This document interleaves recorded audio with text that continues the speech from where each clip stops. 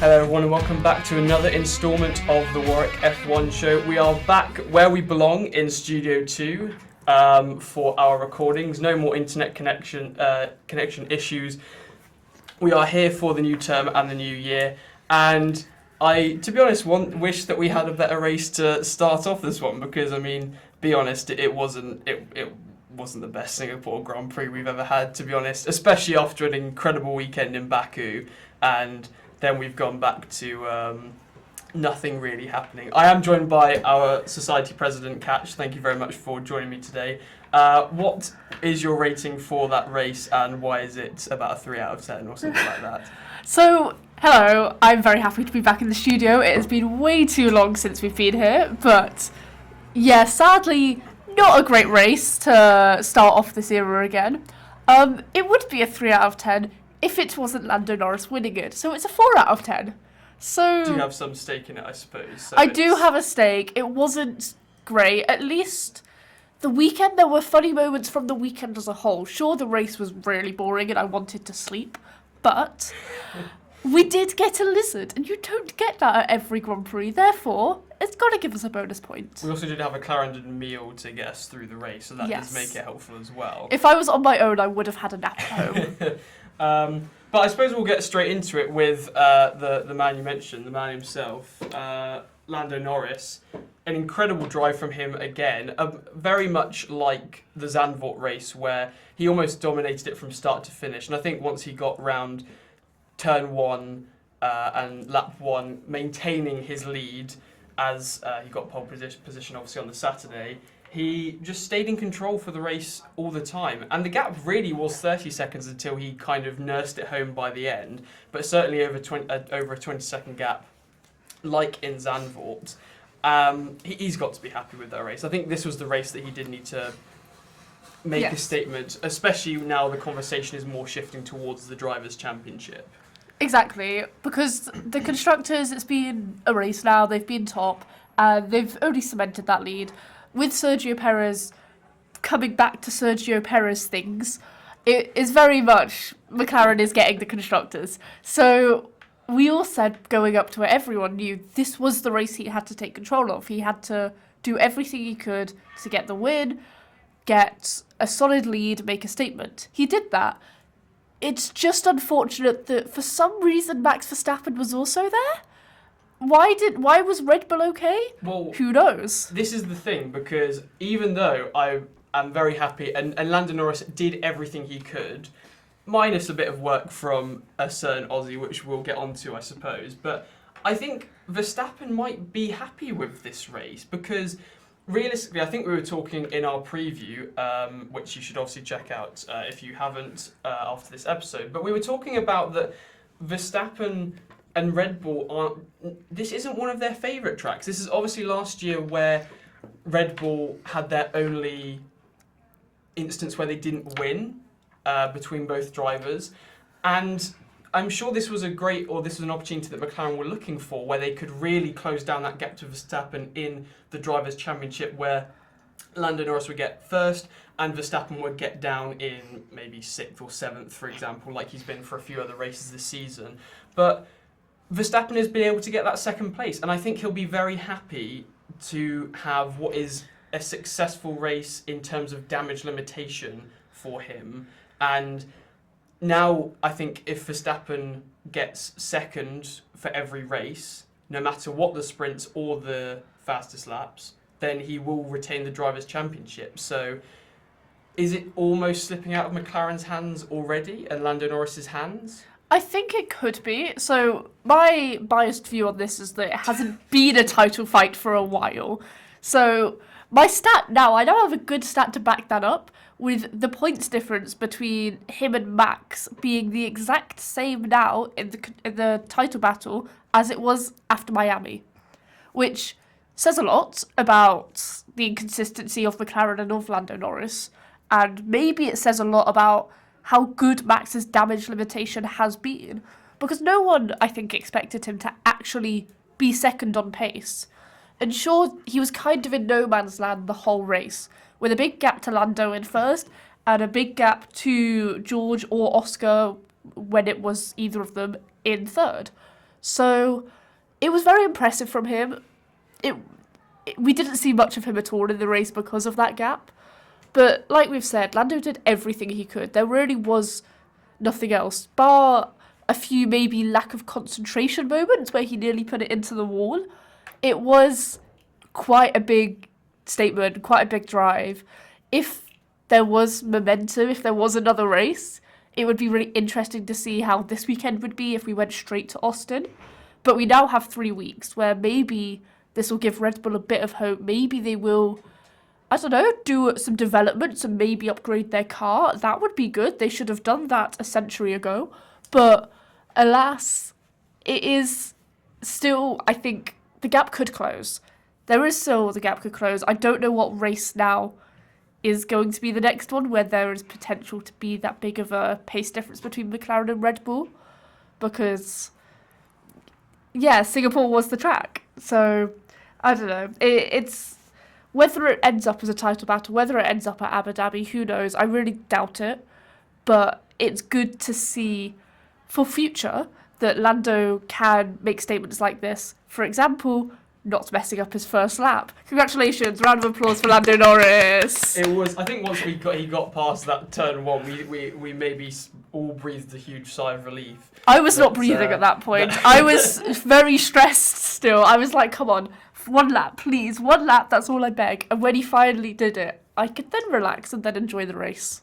That is true. And so Lando Norris, obviously, the big talking point, I think, after the race was that he was not able to get maximum points. Obviously, he got 25, and I think he was almost at a Grand Slam. He was. He did everything. He led every lap. He made the 20-second gap. He got pole. He did everything. He had the fastest lap until a certain Australian came along and decided to.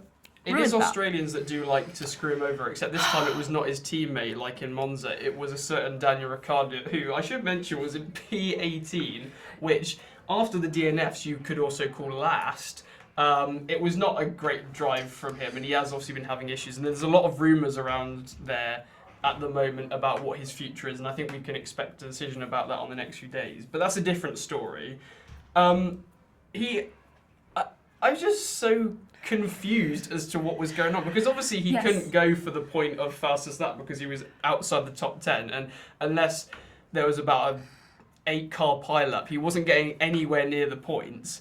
So it would have been the situation where Red Bull, as an organisation, got on the phone, have 2 teams in Formula 1, and I'm not going to be too salty about that. We've had this for so long now, we've had this for so many years, that this isn't new, them calling on their second team to do it. And I think the fact that people on Twitter were saying, oh, it's Daniel Ricciardo, he's getting back at McLaren for ditching him by taking that fastest lap. And it's really not that deep, guys. It's literally just Red Bull are kind of scared. They want every point they can in this title battle. They want every single point. And taking away a fastest lap, even if it's not giving anything to Max, is basically giving Max a point at this stage. So it made sense. It was kind of funny to see it happen. Then him get driver of the day as well. I was so confused when I saw that pop up. I thought it was a joke. We were all just like, wait, what has happened? He's driver of the day. What has he done? To be fair, did any of them deserve driver of the day? It's probably the biggest influencer. I say Lando Norris. Okay, he has controlled that race from start to finish. Yeah. I would argue. If anyone, it has to be Lando, but unless it was, I think it was maybe a mixture of that he just memed at the end of the race, and also the fact that we can maybe expect it to be his last race or nearing the end of his F1 career with all these rumours. I know we're not going to talk about it much, but I think there's I've seen in the last few days personnel within the F1 paddock basically confirm it, such as Kim Illman, who's been around as an F1 photographer for years, and he basically outright said, yeah, Daniel was the last one in the paddock in the RB. When going up to RB Hospitality, he was given a Guard of Honour. He was, I did see that. So I think it's a bit of a shame, and he gave some really emotional interviews. So I do keep flicking my eyes over to my laptop just in case some news comes up, but it will probably be at some point this break that we find out. Knowing our luck on this podcast, it will probably be for about 1 minute after we finish the recording of this episode. 100%. But we'll certainly keep a lookout for that. And certainly there was some very emotional scenes at Singapore, like you said, the interview and the Guard of Honour. I didn't really understand. I mean, it's got to be for the end of his career. He didn't really do much in that race. Yes, it will be the end of his career. Apart from just annoying Lando Norris a little bit. But it was kind of funny, though. At least it woke us all up a bit with that. Wait, he's pitted for soft tyres. Wait, he's going for the fastest lap. What's the point? Wait, he's got driver of the day? I don't know. Yeah, please do comment in if you did actually vote for Daniel Ricciardo as driver of the day. I didn't even know that was a thing going on. What are you doing? No, unless you're a diehard Daniel fan, I feel bad for you, because if that was my driver, I would not be happy. You know, with the way he's been treated by the Red Bull organisation these past few months, it's in a way not acceptable. But again, a news episode, and I have some opinions on driver rumours and stuff, and what could happen in the next few years. So I'm not going to do that now. This is Singapore. This is a great track review, an awful race review. But watch out, future episodes, I'm coming. I'm giving my opinions. Audience, you have been warned. We shall move on to some of the other drivers. I think we should maybe talk about Ferrari a little bit, because they are obviously kind of in and out of this constructors battle as well. Are they in it? They were after Monza. We thought that Ferrari was here to stay, and the upgrades actually looked like they were very much working. But so they are 34 points behind Red Bull now, and McLaren is about 40 points ahead of Red Bull. So they are not in the fight for first unless they can make up 70 points in 6 races, which is possible if. But not at the rate that McLaren are going at the moment. Exactly. A first and a third is not going for McLaren, is just going to extend their lead. Unless Ferrari can get 1-2s, it's not going to happen. Yeah, I think Ferrari are going to have to really change up over this break and make a few statements of their own going into. I think Monza was, if they could continue the pattern after Monza with their 1-2 finishes and actually taking the fight to McLaren on when their car is performing very well, then it would be completely different. But I do think they are going to just end up in a very lonely second place in the constructors. Exactly. I think they'll firmly beat Red Bull at the rate that things are going with a certain Mexican driver. But apart from that, but then it wasn't the best race for them. Obviously, we had Sainz crashing out in Q3, which meant he started P10, and then his teammate Charles Leclerc having a lap time deleted, which meant that he started in P9. And then I think just from there on out, it just didn't go very well. We know how difficult it is to overtake around Singapore, so it was probably one of the more important qualifyings of the season, a bit like Monaco, for example. And it was impressive, though, them getting up. So they did finish, Charles Leclerc finished 5th and Carlos Sainz finished 7th, which was good. I think the first few laps really cemented that for them and helped their climb up. And unless I'm wrong, Charles pitted a bit later than some of the other drivers, and he was coming at George Russell. I think he could have, in the end, he was 1 second behind George at the end of the race, I believe. I think that for the Ferraris, that's the most they could have achieved. Yeah, they didn't screw up their strategy. Given where their starting position was, and also given that we should also mention this, we did not have a safety car. Yes. Again. Dear Lord, this is the first Singapore Grand Prix with no safety car. The safety car percentage where it was expected it's almost a guarantee. Was 100%. Safety car is almost a 0.05 point prediction for Singapore. Can we also mention there was 0 yellow flags? It's so. How is there 0 yellow flags in Singapore? Why is this happening? The drivers are too good. The drivers now, we are very privileged to have a great grid. Who also don't like to crash. Please bring back. If we can just have an 11th. No, hang on. That's a whole other conversation. I was going to suggest with a team of maybe Sargent or Latifi, bring back Latifi. Please, I miss you, Latifi. Just to introduce a bit of chaos. I hope your business degree is doing well. But yeah, that was very, and obviously did lead to a lot of the fact that it was quite a boring race. Because everyone just ended up in no man's land. So there was 2 retirements. Alex retired fairly early on with was it a gearbox issue? No, overheating. There was overheating in that Williams. And then Kevin retired after 57 laps, so he nearly made it.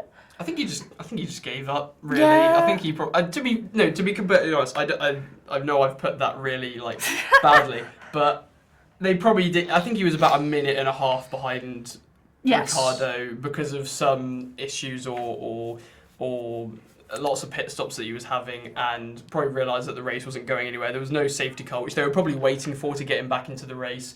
And just thought it's not really worth it. And it was I think quite with a lot of them, because they all did early stops, so I want to just mention and give a shout out to Mercedes for doing the Ferrari strategy of not having a strategy. Because how did they screw up Lewis's and George's race so bad? They could have actually fought, I think, towards the front. And obviously not Lando, but they could have fought higher up. Especially because going into the race, I know I did, and maybe some others thought that Max just had really good quali pace and his race pace wouldn't be there. So at that point, other teams have to take advantage of that, of the unknown, but they didn't. And they pitted Lewis so early on, even he was saying, "What are you doing? I cannot make the end of the race like this." So he ended up just falling off a bit. So that is a good point. They locked out the second row of the grid, and they were in the midst of the Ferraris that started exactly on the fifth row of the grid. So probably not the best race to have a bad strategy. Yes, not a race to remember for Mercedes as well. But again, it just sort of went under the radar with, I suppose, not much happening. Everyone just sort of pitted, and then the final order came up, and then we got the checkered flag, and that was that was it. That's what happened. We should move down to I think Hulkenberg deserves a shout out personally. Yes. 2 points for Haas. That's big in the constructors. That is huge, especially in a weekend where Williams Albon didn't retired. score. Yeah, Albon retired. Colapinto finished outside the points, which is a shame. And also both Alpines as well. So that is huge. And I think any more points that Nico Hulkenberg is getting that he fully deserves, given the amount of 11th places that he has had this season. But also, at one point he was 4th as well. I should mention that was weird. That was incredible. I was like, what's this? What's happening? It's another podium scare, but we'll still be waiting. And for with Haas getting those extra 2 points, so the debate is or the battle towards the end of the grid has always been, Williams and Haas. Williams are catching up to Haas. That hasn't happened the past few races. They haven't made the most of these points. Nico Hulkenberg has just been getting these 9th place finishes, 10th place finishes on the regular sometimes. Haas are now 3 points behind RB in the constructors. But if they switch out Ricciardo, then we could get Liam Lawson. That could be the difference. That could. So that would be a big play for RB. But even if they do, and they have issues, for example, and they don't end up, Liam doesn't end up doing... He does well, but not to the levels they want him to. We could have Haas finishing 6th, which actually is really big for them. Do you think that that's why they're choosing now to get rid of Ricciardo? Because Haas are starting to breathe down their neck in the constructors? That's a good point that I did not consider until now. And I think that could be the case. Ricciardo hasn't... Objectively, he hasn't been doing great for a while. Because we've had some really odd times, I think, this season for driver change. We should say that this is still theory. This is still a rumour. This is still a rumour, but it's a very strong rumour. We have lots of evidence to back up our case. Yes, we are investigative journalists. However you pronounce that word. So it will happen. Yeah, eventually. we had Sargent ditched not in the summer break, just after the summer break in Zandvoort. Yeah, even though there was not a gap, there was not a week gap, they were like, nah, we've had enough. Yeah, we'll just get rid of it on a random Tuesday. James Fowler's is having a bad, he was like, I can't take this anymore. Yep. And now potentially this, and I think that is potentially why. And I think you mentioned obviously that they are still quite a way ahead of Williams. I think, like you mentioned, Williams have just had these freak moments where they've been up there, like last race in Baku, for example, and that's where their points have come from. But Haas, I think, have done a really good job this season of being very consistent, especially Nico Hulkenberg, on many of occasions, and really have been, I think, unlucky in a way that they've missed out with, as we mentioned, Nico Hulkenberg getting a lot of 11th places and very narrowly missing out on the points. And so I think it's well deserved, and I think that maybe they will end up ahead of RB by the end of the season? I definitely think it's possible. I'm just on my laptop checking the points because RB have not scored since Belgium, which is before the summer break. Sure, they went on a run of form between Austria and Belgium getting points, but they haven't had anything for a while, so this change is needed. And Haas have just been getting little after little. They've got 1 point in Italy, 1 in Azerbaijan, 2 now in Singapore. And we should also mention this is also because I think of a run of bad form and not a very good time for Yuki Tsunoda as well. Yes. 12th place in Singapore, was not able to get. He didn't start in Azerbaijan. Italy, he also finished outside the points. He didn't start for 2 races, or didn't finish for 2 races consecutively. And I think the RB strategy, there's been lots of talk. RB, their strategy has not been amazing. Sure, especially people say it's biased towards Yuki, but I'm not sure about that, especially when he's been not finishing and not starting.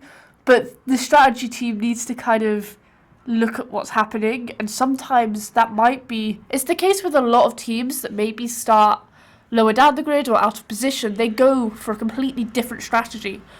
And, for example, in a race like this, they might start on the soft or the hard tyre when the medium tyre is the obvious one to start the race on. And that just leaves them vulnerable, and these odd strategies they do not work. So maybe sometimes trying something different hasn't worked for RB.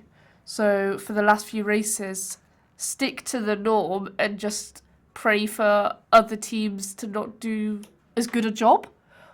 I'm not sure. I was about to say pray for some chaos, but we're not getting that. So just pray. Maybe that is why. Maybe because of the lack of chaos, we've been getting orders which are roughly around the position of the pace in the cars, and it just hasn't been there, perhaps. Yeah, because we always, for the last few races, and for most races, as long as there's no retirements from the top 7 drivers, you get the top 7 finishing in the top 7. So the maximum amount of points that any driver can get is 4, finishing 8th. So it is basically, there are 3 places for anyone to get because the top drivers do not DNF.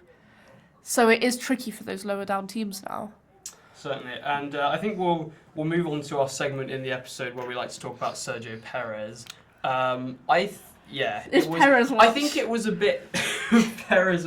Oh my god, that should actually be a segment if we do like a special intro for it. Yes, we'll create a jingle for Perez Watch. Perez Watch. So I think a bit like the Ferraris in a way, where it was kind of all he could do given his starting position, because he went out in Q2. Which is embarrassing, may I say. He finished behind started behind both Williams, who started 11th and 12th. How is that? How were you a whole 10th behind Franco Colapinto, who we love? We do love him, but you're Sergio Perez he's in a Williams. Yeah, he's in a Williams. You're in a Red Bull. Can I please come back to this? Do not. Just be good, please. You have a good car. Your car is not as bad as a Williams as much as you like to pretend it is. If Max Verstappen could drag that car to 2nd, you should not be dragging that car to 13th. That's the thing as well. There's no excuse for him this weekend as well, because Verstappen actually performed very well. Exactly. And was able to secure 2nd place very well. And obviously, we don't expect Perez to be Max Verstappen, but he should be up there. He should be getting he got 7 at least. A point. Well done. You got a singular point when neither Williams finished ahead. So basically, you overtook one car, is what we're saying. Do you not like Sergio Perez by any chance? No, I'm not a big fan of Sergio Perez. I apologise to all Perez supporters out there, but over the past few years, I have not seen anything near enough. I used to be a big fan of Sergio Perez. The streets won't forget 2020 Perez. Yeah, 2020 Sakir. 2020 Sakir, where he just turned God tier. And he did deserve that seat. 100% he deserved that seat. I think he just hasn't proved it at all. So if we see him in 2025, I will be having words with Christian Horner. This is ridiculous. Christian Horner, if you're listening to this episode... You live in Leamington, I'm coming for you. I mean, I think Christian Horner knows better than anyone that he needs to switch up at this point in drivers. And I think the constructors for... Is the constructors for Red Bull now as good as over, realistically? Yes, I think it's how been good the results for... Are they guaranteed third now with how bad Perez has been? So they can't... Okay, unless freak results, which we don't get, they won't go down to fourth. With Sergio... Sorry, third, yes, third. Yeah, with Sergio Perez, if he has a Baku-style thing and he actually gets a chance to finish the race and gets those good points, I think we're in a different discussion. Like, they could still retain second. It is possible, but it's more and more looking unlikely. Especially, like, sure, he has his home race coming up, but I feel like that would be a nice final home race for him. And I think for Ferrari, they'll look over the next 3 weeks, realise how close it is, and think, okay, we will go for the second place because this would be great. This would be such a change in order, and it would give us such an advantage going into the final year of these regs before the reg changes. So I don't think it's guaranteed Red Bull will finish third. I still think there's a fight on, but it's looking likely, which is weird to think considering the start of season. Yeah, I think that Ferrari can definitely obtain second, but then I think it's also a very good thing for Red Bull to go for. I think, as we mentioned, that the constructors' battle for Red Bull is now as good as over, but I think finishing second will be almost a positive from what's been a very difficult year, and then Red Bull certainly need to look for another driver. Yes, next season. I don't want to. That's a good point. Something I have opinions on, which I will not be sharing now because this is not a news episode. But I have an interesting proposition. So, as we've mentioned, Red Bull could aim for second, and I think that'd be a good aim. Do you think that they would be okay? Of course they'll go for both, but do you think Red Bull could sacrifice second place in the constructors to get Max's title, or do you think they would prefer to have third in the constructors and Max's title, or Lando eventually gets the title but retains second? That is a very good question. Because I do not know the answer. Because if they get third in the constructors and Max loses the title, that would be a disaster for Red Bull, especially going forwards without Adrian Newey, without Jonathan Wheatley. That would be a disaster for the team, basically. So it's interesting in that sense. I'm not sure. Obviously, they'll prioritise both, and it does come hand in hand. If Max wins the title, that obviously means he gets more points, therefore it's more likely they'll finish higher up in the constructors. But let's throw out the fact of the day, another big fact. If, with Daniel Ricciardo taking that point away from Lando, Max Verstappen can finish second place in every race and every sprint for the rest of the season and still win the title. No matter what No matter what happens with the fastest lap, no matter who gets first, if Max finishes second every single race and mini race from now on, he'll win the title, which is big.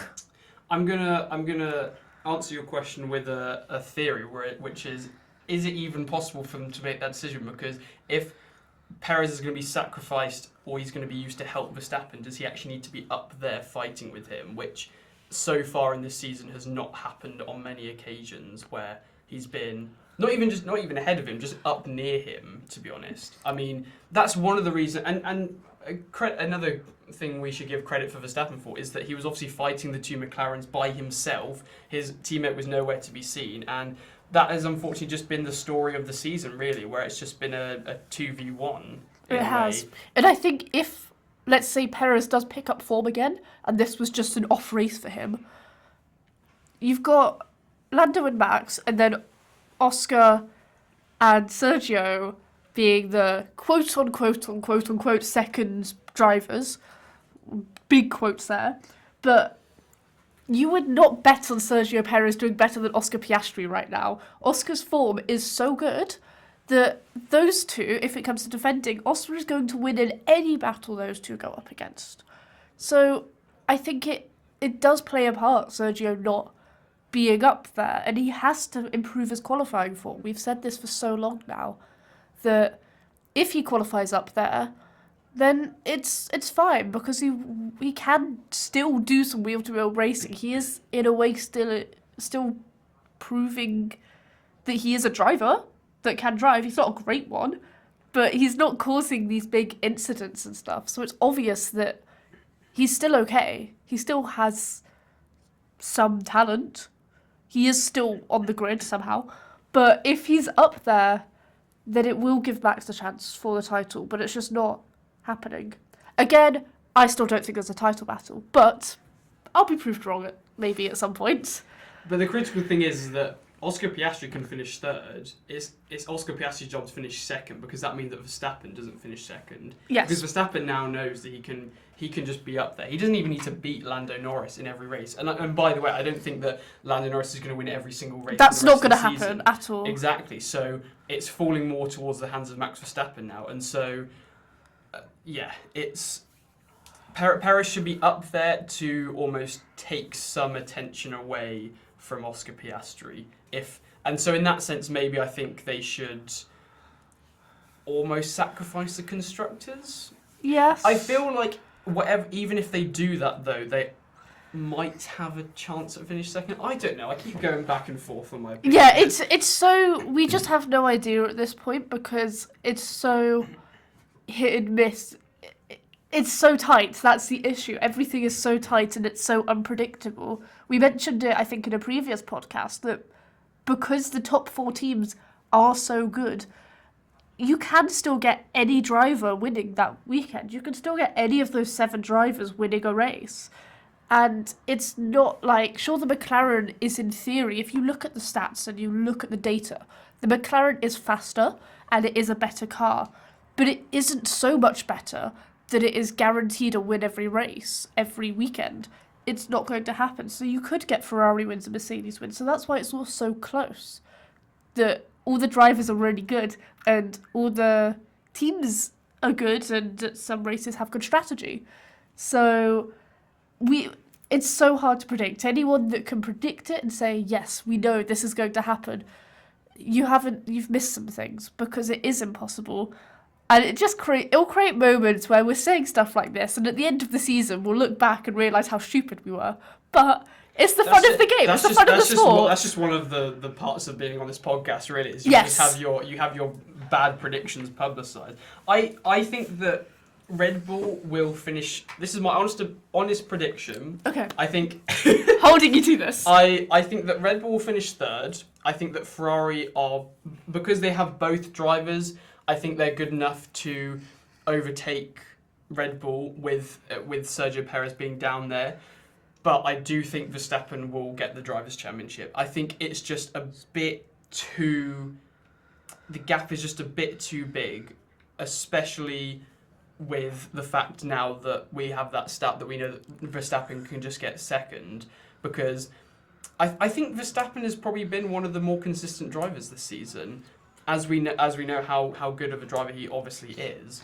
And so, yeah, that's what I think is going to happen. But I have been proven wrong on so many occasions, probably more than I've been right. So we shall have to wait and see how that goes. Is it time to view some predictions? I think so. And we're going to have to face this as well. Oh, I am happy to face this. Oh, have you seen your... Oh, I know one of mine. Right, well, I think in that case we can start with you then, if you're very very confident. Yes, so I had this debate when we made the predictions about, I always put faith in Lando. Do I put faith in him? Yes, we'll do this for 1 week. And it was proved right. I predicted Lando Norris to win the race, and I am so happy that he did. So it was a Lando Norris first place, which is 3 points? Is that 2 points? 3 points? 3 points. You were debating with me in the Clarendon if you wanted to get more points, but that's just not on, I don't think. Okay, well... This podcast has rules. Okay, well, screw the rules. Okay, whatever. 3 points though. That is, it means that you guys can't get those points, so I'll take it. Yes, absolutely. And our battle is just as tight as the actual ones in Formula 1, so this means everything. Okay, so I predicted Carlos to finish second, which after his crash in qualifying did not happen. He finished down in 7th. Oscar Piastri to finish third, which did happen. That's a big one. That is incredible. How did I do that? We love it. Charles Leclerc to finish fourth, which he didn't. He finished fifth though.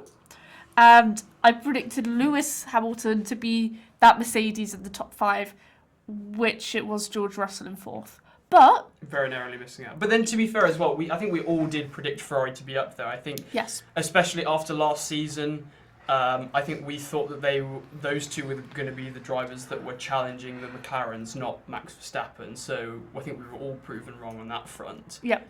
And then we don't really need to talk about my 1, 2, 3 point predictions. They were kind of bad.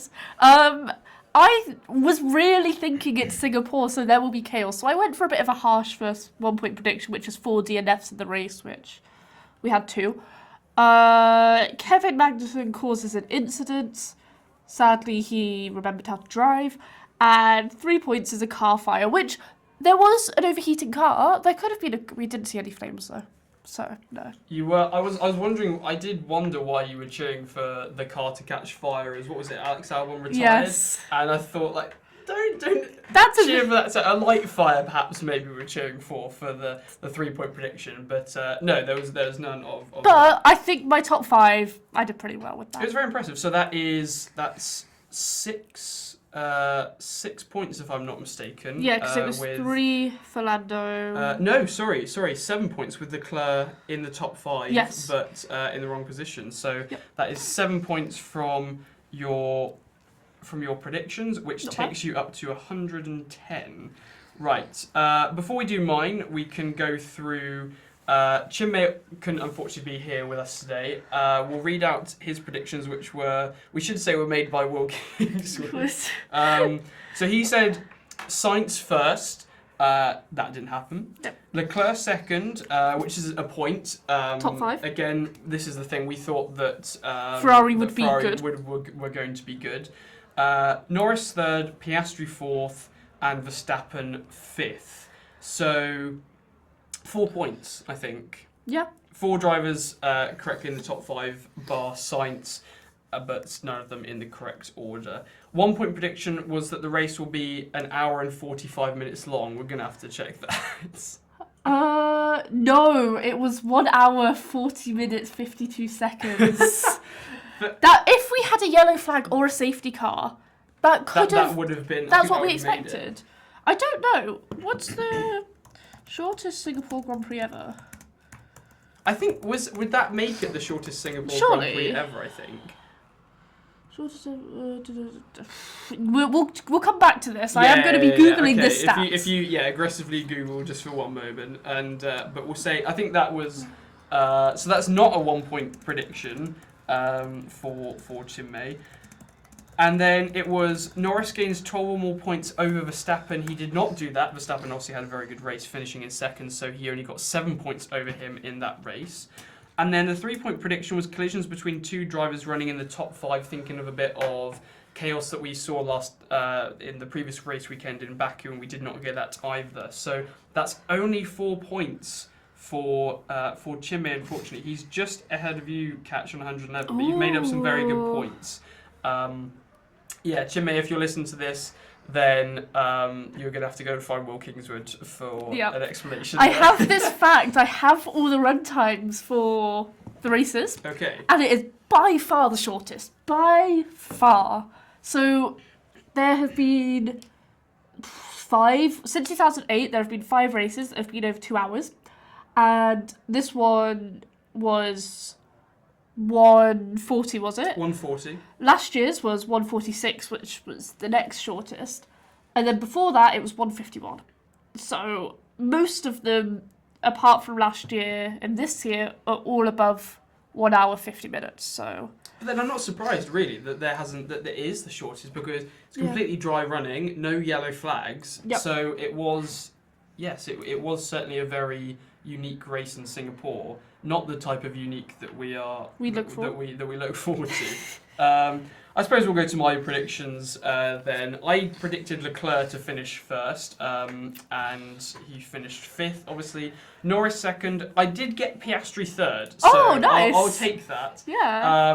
Sainz fourth. Again, everyone predicted that Ferrari would be in the top 5. Well, I think Sainz was also an easy bet because he always goes so well around Singapore. He obviously won it last year. So it was just unfortunate that he crashed. I think it was just the qualifying that maybe... it was. Yeah. I think if he didn't crash in qualifying, he would have done top 5 easy. Yes, yeah. So No, I do think so. And then I did put Russell fifth as well, so I did choose the correct Mercedes in the top 5. So that gets me, what's that, 1, 2, 5, 6 points from my That's from my good. top 5. I'll take that, absolutely. And then 1 point prediction, Magnussen finishes He didn't outside finish. the voice. No, No, he didn't we specified finish. this. No, we yes, but specified it this. was finishing. No, hang on. I think I specified on the podcast. We're gonna have to go back and look. I think it was he does not finish in the top. He does not. Hang on. Wait, he was classified, but he didn't finish. So does this count? There you go. No, but it says There you go. DNF. No, he got 19th. No, but it's DNF. Looking on the official F1 website, he got 19th. Yes, but he did not finish. DNF means did not finish. It does not mean. Can I get a half point? Fine. Actually, no, you're so far ahead. Right. You're so far ahead. Negotiation Fine. at its finest. Right. I will get you back for this. Half a point for that. 2-point prediction was pole position driver gets 3 purple sectors. That did not happen. I do remember that someone after Norris did get a purple sector 3. I think it was one of the Mercedes. Yeah, first sector, I think it was. Or something. Yes. And then red flag at the bridge in the race. We didn't even get yellow flag. So that's so that is 7 points for me, which takes me up to 114. So currently the scores are not 1,114. So currently the scores, I'm ahead with 114, Jim May just pined in 111, and Katch very, very close pined in 110, so still very close and all to play for. I think we've covered most of what was a very, unfortunately, disappointing and uneventful race. But yeah, can we think of anything else that we have missed? Not really. We will be doing, as there are no more races for the next few weeks, we will be doing other types of stuff. It is Freshers Week here on campus, so please come along to any events or have a special listen to the podcast. There will be special episodes going up over the next few weeks, which is exciting. And yeah, we are looking forward to going back to Austin, Texas. Come and meet us at the Society Fair as well. We'll be there Yes. on Wednesday. Society Fair Wednesday, we will be doing a pub quiz on Thursday, and we will be doing a classic race viewing on Sunday. Indeed. Very exciting times at the Society, but we shall leave it there. And so thank you very much for Katch for joining me for this episode. I've been your host, Callum, and until next time, goodbye.